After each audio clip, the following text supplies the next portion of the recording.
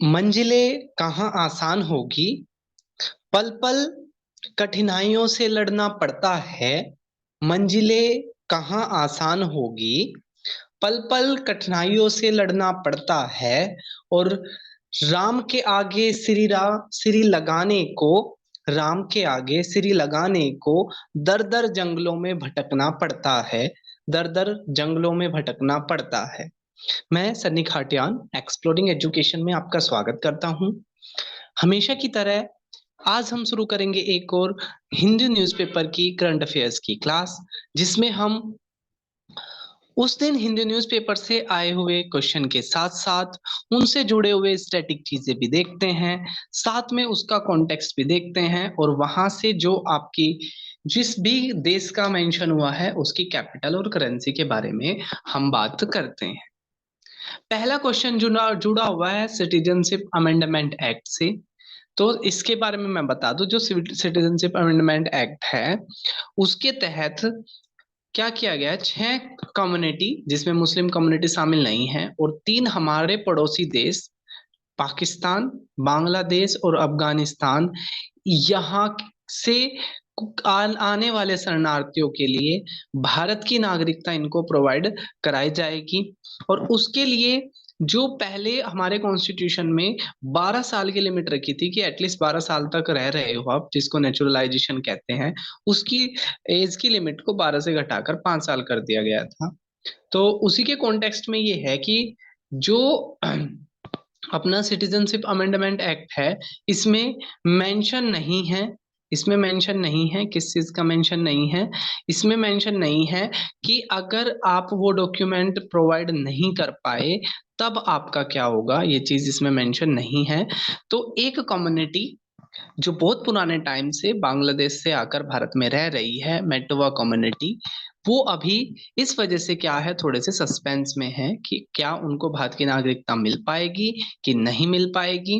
तो क्वेश्चन यहाँ पर यही पूछ रहा है कि भाई मेटवा कम्युनिटी किस राज्य की है। तो जो मेटवा कम्युनिटी है, ठीक है, वो आपकी है वेस्ट बंगाल की, वेस्ट बंगाल से जुड़ी हुई कम्युनिटी का नाम है, ठीक है, मेटवा कम्युनिटी, ये आपने याद।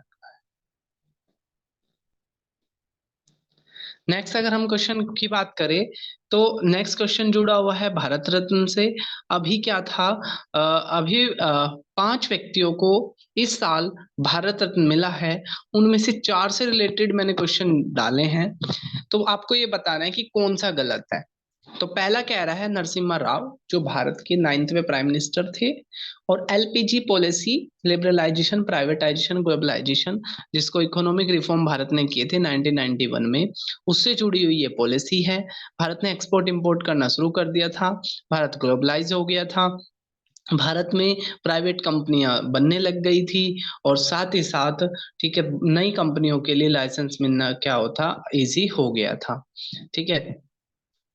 इसके अलावा सेकंड कह रहा है चौधरी चरण Singh, evolution of zamindari system, बिल्कुल सही है। चौधरी चरण सिंह ने यूपी में बहुत ज्यादा यूपी से जुड़े हुए थे। यूपी में बिजनौर के पास एक नूरपुर के आसपास का कोई गांव है, वहां से ये बिलोंग करते थे, और भारत के छठे प्राइम मिनिस्टर रहे, और एकमात्र ऐसे प्रधानमंत्री थे जो कभी संसद नहीं गए। कई बार ये भी क्वेश्चन आता है कि कौन से प्रधानमंत्री कभी संसद नहीं गए, तो चौधरी चरण सिंह कभी संसद नहीं जा पाए। अब ये भी आपने सही है कि एवोल्यूशन ऑफ जमींदारी सिस्टम से जुड़े हुए थे, तो सेकंड भी सही, दूसरा ए भी सही, बी भी सही। तीसरा देखे, कर्पूरी ठाकुर सोशल रिफॉर्मर के नाम से जाने जाते हैं, और यहाँ पर लिखा फॉर्मर सीएम ऑफ यूपी, तो ये यूपी के सीएम ना होकर ये हुआ करते थे बिहार के सीएम, तो हमें रोंग छाटना था, तो इसी स्टेटमेंट में क्या है, रोंग है। नेक्स्ट अगर हम बात करें, M S Swaminathan, agriculture scientist, जिनको फादर ऑफ ग्रीन रिवॉल्यूशन कहा जाता है, ठीक है, तो ये बिल्कुल बात सही है। अगला क्वेश्चन फिर भारत रत्न से जुड़ा हुआ है। क्वेश्चन कह रहा है कि किनको आफ्टर मरणोपरांत नहीं मिला, बाकी जो व्यक्ति थे उनको मरणोपरांत भारत रत्न मिला है, लेकिन इनमें से कौन से ऐसे व्यक्ति हैं जिनको मरणोपरांत नहीं मिला, यानी कि वो अभी भी जिंदा है। तो लाल कृष्ण आडवाणी इन सब व्यक्तियों में से ऐसे व्यक्ति हैं जिनको जिंदा रहते हुए, जीवित रहते हुए क्या मिला है, भारत रत्न मिला है। बाकी सारे व्यक्तियों की क्या हो चुके हैं, स्वर्ग में सिधार चुके हैं। नेक्स्ट कह रहे हैं, what name is given to the first otolith ornament.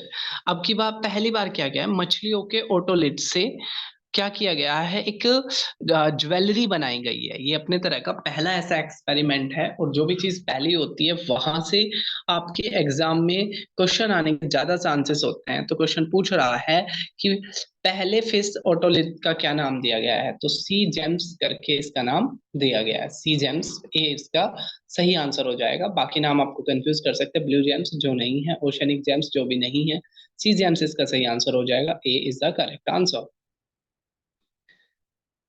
Next अगर हम बात करें अवॉर्डी ऑफ संगीत कला निधि, तो संगीत कला निधि से कह रहे बॉम्बे जयश्री, तो बॉम्बे जयश्री को तो लास्ट ईयर का नृत्य कला निधि मिला था। ठीक है, सही जो आंसर है वो है T T Krishna. T T Krishna को इस साल का संगीत कला निधि का अवार्ड मिला है। दो चीजें, कुछ एडिशनल चीजें, जैसे फाउंडर ऑफ न्यूज क्लिक, जिन पर अभी क्या लगा हुआ है, जिन पर अभी एक केस लगा हुआ है न्यूज क्लिक पर। ठीक है, अनलॉफुल एक्टिविटीज के तहत एक केस इनके खिलाफ लगा हुआ है, इस वजह से चर्चाओं में है। तो प्राभिर प्राभिर प्रयोक्ता, ठीक है, क्या है ये, आपके फाउंडर है। जकात, अभी रमजान का महीना, और इसमें क्या है कि जो मुस्लिम कम्युनिटी है, ये इनके ना एक सिद्धांतों में से एक है कि अपनी कमाई का कुछ क्या करो, दान दो। ठीक है, डोनेट करो। तो उसी को क्या कहा जाता है, जकात कहा जाता है। तो जकात क्या है, एक डोनेशन है, किसकी, मुस्लिम कम्युनिटी के अंदर डोनेशन को जकात कहते हैं। हम हिमाचल प्रदेश के स्पीकर का क्वेश्चन मैंने क्यों डाला है, क्योंकि हिमाचल प्रदेश के कुछ इंडिविजुअल जो एमएलए थे, वो अभी कांग्रेस, जो इंडिविजुअल एमएलए थे वो बीजेपी को ज्वाइन करना चाह रहे थे, और उन्होंने अपना रेजिग्नेशन दे दिया। तो आपको एक तो पॉलिटिकल क्वेश्चन ये देखना है कि किसी भी एमपी या एमएलए अगर रिजाइन करता है, ठीक है, तो अपना रिजाइन किसे देता है, तो हेड ऑफ हाउस को देता है, यानी कि राज्यसभा में वाइस प्रेसिडेंट को देगा, और लोकसभा में किसको देगा, लोकसभा में वो स्पीकर को देगा। तो राज्य की विधानसभा में भी किसको देगा, स्पीकर को देगा। तो स्पीकर को रिजाइन, वो इसको एक्सेप्ट करेंगे, तभी जाकर किसी एमपी एमएलए की सदस्यता रद्द होती है। अब यहाँ पे आपने नाम याद रखना है, कुलदीप सिंह पठानिया। तो अभी ये इनका रिजाइन एक्सेप्ट नहीं कर रहे हैं, इस वजह से चर्चाओं में है। अगला है Biligiri Ranganatha Swamy temple tiger reserve कहाँ पर है, तो ये आपका है चमनगर डिस्ट्रिक्ट ऑफ चमराज चमारहा नगर डिस्ट्रिक्ट ऑफ कर्नाटक में है। कर्नाटक की बात करें तो बेंगलुरु इसकी राजधानी है। अगला कह रहा है central marine fisheries research institute. ये क्यों डाला है मैंने, क्योंकि central marine fisheries research institute ने ही पहली बार क्या बनाया, सी जेम बनाया है, यानी कि मछलियों के ओटोलिट से बनने वाली ज्वेलरी बनाई है। और कहाँ पर, ये कोच्चि में। रशियन सेंट्रल बैंक, यहाँ पे एक टर्म है इकोनॉमिक्स का, करेंसी स्वैप। करेंसी स्वैप क्या होता है, जब एक देश की करेंसी को दूसरी करेंसी के बदले में, ठीक है, एक्सचेंज किया जाता है, एक्सेप्ट हम कर लेते हैं कोई देश, तो वो करेंसी स्वैप कहलाता है। करेंसी स्वैप एग्रीमेंट के तहत अभी रशिया का सेंट्रल बैंक जो युआन, जो एक चाइना की करेंसी है, तो चाइनीज करेंसी युआन के साथ करेंसी स्वैप एग्रीमेंट किया है रशिया ने। ठीक है, ये चीज आपने याद रखनी है, करेंसी स्वैप समझना है, युआन किस देश की करेंसी है, चाइना की, ये समझना है। रशिया की करेंसी रूबल। तो ये था हमारा आज का हिंदी न्यूज़पेपर के करंट अफेयर्स के क्वेश्चन। फिर हम मिलेंगे एक नई वीडियो में, तब तक के लिए टेक केयर, जय हिंद जय भारत।